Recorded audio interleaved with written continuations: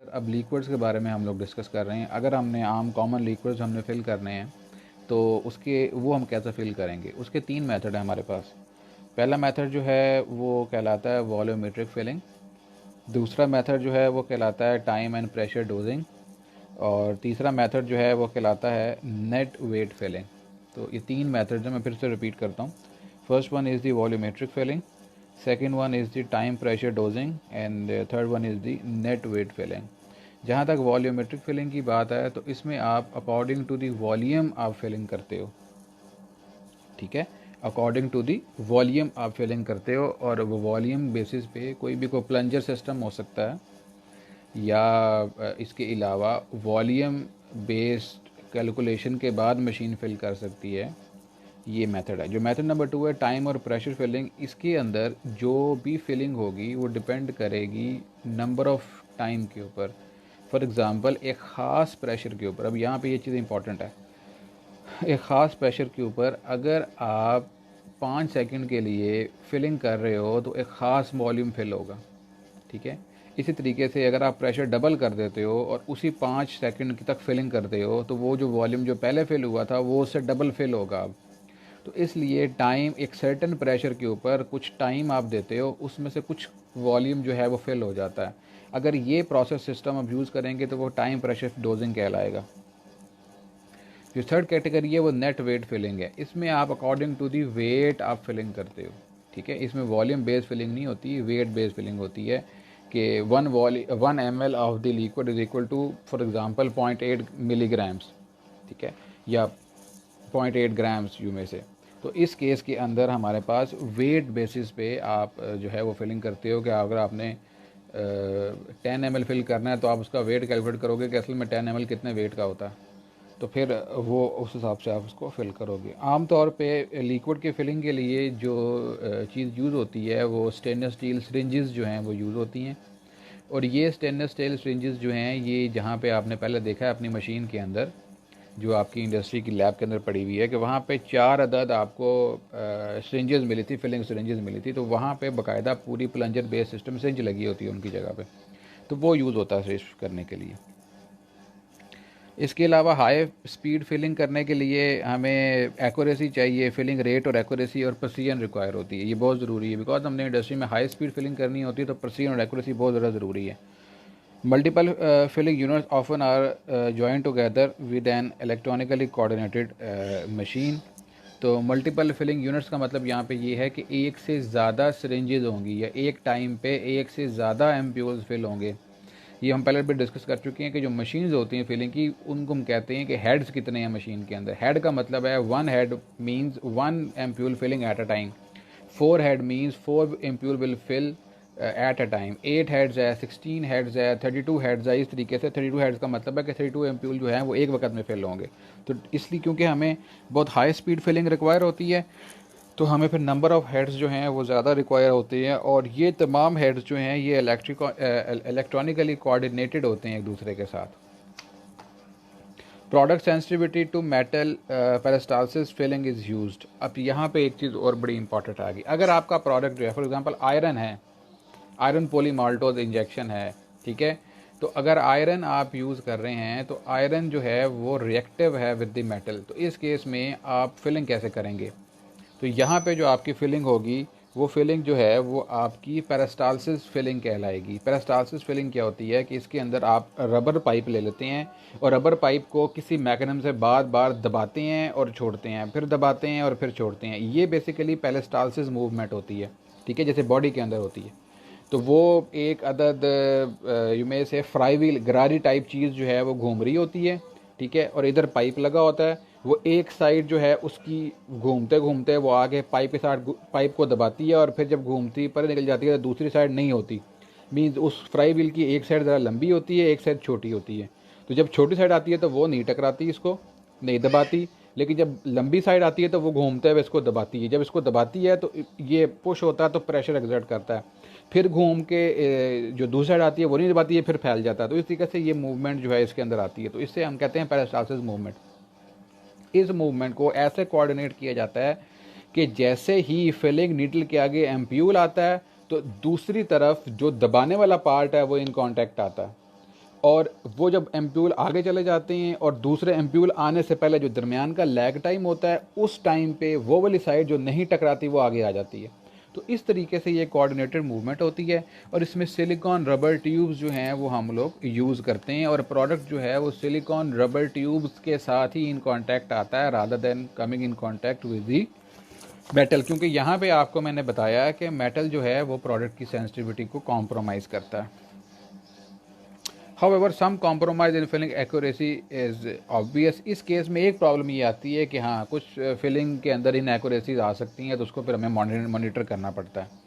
जो अभी हमें आपसे पहले भी डिस्कस किया था, टाइम प्रेशर फिलिंग मशीन आगे आ गई है कि popular for filling serial filling, product tank sensor लगा होता है। इसमें जो टाइम प्रेशर फिलिंग मशीन है, इसमें प्रोडक्ट टैंक जो होता है जहाँ से प्रोडक्ट आपका निकलता है वहाँ पे सेंसर लगा होता है, वो एक्यूरेटली प्रेशर को मेजर करता है, ठीक है, और उस प्रेशर को फिर ट्रांसमिट करता है पीएलसी के थ्रू। पीएलसी मशीन के अंदर एक एलसीडी लगी होती है मशीन के ऊपर जो उसके इलेक्ट्रॉनिक सिस्टम को कंट्रोल करने के लिए होती है, उसको पीएलसी कहते हैं। तो वो प्रेशर जो टैंक के अंदर सेंसर लगा होता है, वो टैंक में कितना प्रेशर है वो पीएलसी को बताता है और उसके बाद फिर आप फ्लो रेट को उस हिसाब से कंट्रोल करते हो टाइम के लिए कि जी प्रेशर इतना है, अगर हम इतने टाइम के लिए फ़्लो को ओपन करेंगे तो इतने टाइम तक, फॉर एग्जाम्पल 5 सेकंड के लिए फ़्लो ओपन करेंगे तो इतना एमएल जो है फिल हो जाएगा, तो इससे फिर आप कैलकुलेट कर लेते हैं। इस प्रोसेस का एडवांटेज ये है कि इसमें मिनिमल पार्ट मूवमेंट है, क्योंकि यहाँ पे प्रेशर जो है वो टैंक के अंदर सेंसर लगा हुआ है, प्रेशर आप वहाँ पे बढ़ाएंगे, कोई आपको मशीन यूज़ नहीं करनी प्रेशर बढ़ाने के लिए, या आगे कोई मशीन ऐसी कोई पार्ट मूवमेंट कम से कम है इस सिस्टम के अंदर। प्रोडक्ट जो है is delivered by pressure using nitrogen, no pumping is required. तो पंपिंग जहाँ पे होगी वहाँ पे ज़्यादा पार्ट मूवमेंट है, यहाँ पे क्योंकि आप पंपिंग नहीं कर रहे, यहाँ पे प्रेशर बढ़ा रहे हैं by the use of nitrogen by increasing nitrogen pressure, तो इस वजह से यहाँ पे पंपिंग एक्शन नहीं है, और जहाँ पे पंपिंग एक्शन नहीं होता वहाँ पे फिर पार्ट्स जो हैं वो ज़्यादा मूवमेंट नहीं होती। और आपको ये पता है कि जहाँ पे पार्ट्स की मूवमेंट ज़्यादा होगी वहाँ पे क्या पार्टिकल उड़ते हैं, जब पार्टिकल उड़ते हैं तो फिर वो पार्टिकल आपके एम्प्यूल के अंदर भी जा सकते हैं और वहाँ पे फिर वो उसकी स्टेबिलिटी को कॉम्प्रोमाइज़ कर सकते हैं। Proteins are quite sensitive to shear force can be field. इस क्योंकि जो पंप एक्शन से बहुत शेयर फोर्स जनरेट होती है, तो प्रोटीनियस सब्सटेंसेस जो हैं, ऐसे पारेंटल्स जो प्रोटीनियस नेचर के हैं, उनको आप फिर पंप के थ्रू फिल नहीं कर सकते, उनको फिर इसी मेथड के through by pressure, by using pressure, nitrogen pressure के थ्रू या फिल करते हो। यूएसपी रिक्वायरमेंट्स कहती हैं जी can be filled with the sufficient volume in excess of the labeled volume to ensure withdrawal of the labeled volume. अब ये बहुत इंपॉर्टेंट है। आपने देखा होगा अक्सर, असल में हम लोगों ने कभी इंजेक्शन को ना तोड़ा है ना कभी उसको सिरिंज पे फिल किया है, इसलिए हमें इतना अंदाज़ा नहीं है, लेकिन कभी ये काम खुद करके देखिएगा आप। एम्प्यूल को तोड़ने के बाद सिरिंज के साथ उसको अगर आप इंजेक्ट सिरिंज के अंदर सक करने की कोशिश करेंगे तो आखिर में कुछ ना कुछ रह जाता है जो नहीं निकलता। तो यूएसपी ये कहती है कि जो भी वॉल्यूम आप ले रहे हैं, फॉर एग्ज़ाम्पल आपने 5 ml लिया है तो उसको थोड़ा सा ज़्यादा जाने दें। एक ml तो नहीं मैं कहूँगा, 1-2 ड्रॉप अगर ऊपर भी चला जाता है तो it is fine, because withdrawal में आसानी होगी। अगर आप सारा विड्रॉ करते हैं और वो 5 ml है और आपको डोज ही 5 ml चाहिए और कुछ बीच में रह जाता है तो वो 5 ml नहीं है, वो 5 ml से कम है। सो जितना पीछे रह जाता है आमतौर पर 1 ड्रॉप या 2 ड्रॉप, उतना अगर आप बढ़ा देते हो अपना वॉल्यूम को तो it is okay with USP. USP बल्कि ये कहती है कि सफिशिएंटली एक्सेस वॉल्यूम आप फिल करें उसके अंदर कि वो इजीली विड्रॉ हो सके। तो this was all about the liquid filling, ठीक है। नेक्स्ट हमारे पास है हाउ टू फिल सॉलिड्स, ठीक है। तो नेक्स्ट पोर्शन जो हमारा है वो सॉलिड्स का। Antibiotics are more difficult to subdivide evenly into containers. Solids में आम तौर पे एंटीबायोटिक्स आती हैं और ये सॉलिड स्टेराइल मटेरियल्स वो होते हैं जो पाउडर फॉर रिकॉन्स्टिट्यूशन होते हैं। पाउडर्स जो हैं वो वाइल्स के अंदर आते हैं और साथ में एक वाटर फॉर इंजेक्शन का या नॉर्मल सलाइन का, डिपेंड करता है कि किस में मिक्स करना है आपने, या प्रोपाइलिन ग्लाइकोल का, व्हाट्सएवर उस जो भी व्हीकल होगा। आम तौर पे ये वाटर फॉर इंजेक्शन होता है, WFI होता है, वो उसका एक एम्प्यूल साथ में दिया होता है। आपने करना ये होता है कि आपने एम्प्यूल को ब्रेक, एक सिरिंज लेनी होती है, एम्प्यूल को ब्रेक करना होता है, एम्प्यूल में से सारा वाटर जो है वाटर फॉर इंजेक्शन उसको सिरिंज में सक करना होता है। फिर वाइल के ऊपर एल्यूमिनियम की सील होती है, उसको ब्रेक करना होता है। ब्रेक करने के बाद उसके नीचे आपको रबर ओपनिंग मिलती है, उस रबर के अंदर आपने उस सिरिंज को पेनिट्रेट करना होता है और सारे का सारा वाटर जो है उसके अंदर डाल के उसको शेक करना होता है। और शेकिंग का प्रोसीजर ऊपर लिखा होता है कितनी देर तक आपने शेक करना है। इससे ज़रूरी नहीं है हमेशा सस्पेंशन ही बने, इससे सोल्यूशन भी बनता है, ठीक है। अगेन अगर आप जब दोनों को मिक्स करोगे ज़रूरी नहीं है हमेशा सस्पेंशन ही बने, सोल्यूशन भी बन सकता है। तो इन बोथ केसेस प्रॉपरली आपने उसको मिक्स करना है। जब मिक्स हो जाए फिर आपने सिरिंज को जो आपने अभी निकाल ली थी उसको री इंसर्ट करना है, और री इंसर्ट करने के बाद आपने वो सारा प्रोडक्ट जो है उसको सक कर लेना है, और अब you are ready for the injection in the patient. तो इस केस में अब सॉलिड्स जो वाइल के अंदर आपने डालने थे, इसकी डिवीजन बड़ी मुश्किल होती है, बिकॉज यहाँ पे solid content 5 milligram, 10 milligram, 15 milligram, 20 milligram होगा, या चलो 100 मिलीग्राम भी है, तो it is very difficult to dispense such a low quantity evenly through automated systems, because number one rate of flow is slow and often irregular. अब पानी तो नहीं है ना कि जो एक रेट पे फ्लो करेगा, ये पाउडर है, एक तो उसका रेट ऑफ फ्लो स्लो होता है, दूसरा पाउडर जो है वो यकसा नहीं फ्लो करता, इरेगुलर फ्लो रेट होता है उसका। Difficult to introduce solid particles even with a larger diameter opening of the filter. आप फिलर से जिससे आपने फिल करना है, चाहे उसका डायामीटर फिलर का ज़्यादा ही क्यों ना हो, even then it is very difficult to introduce particles evenly into the you may say into the vial. Some solids are subdivided into container by individual weighing, slow process। अगर जहाँ पे आपके पास proper machine नहीं है वहाँ पे आप individual वे करके आप एक एक वे कर रहे हो, और वो बहुत स्लो प्रोसेस है। Scoop is provided to aid quantity approximation. इस केस में क्या करता है कि आपको छोटा स्कूप दे दिया जाता है, तो कहा जाता है स्कूप को ऊपर तक फिल करें, ऊपर से सैस करें और डाल दें, वे करने की ज़रूरत नहीं है, हमने वे किया हुआ है, ठीक है। ये भी होता है, लेकिन ये भी वे तो हमने किए हुआ। कुछ लोग जो हैं उसको ज़्यादा ज़ोर से दबा देते हैं, कुछ नहीं दबाते हैं, तो उसमें तो बल्क वॉल्यूम और टैप वॉल्यूम जो आपने पढ़ा, बल्क डेंसिटी और टैप डेंसिटी का फ़र्क आ जाएगा। तो ये भी अगेन ये अप्रॉक्सीमेशन नहीं है, प्रोसीजर नहीं है इसके अंदर।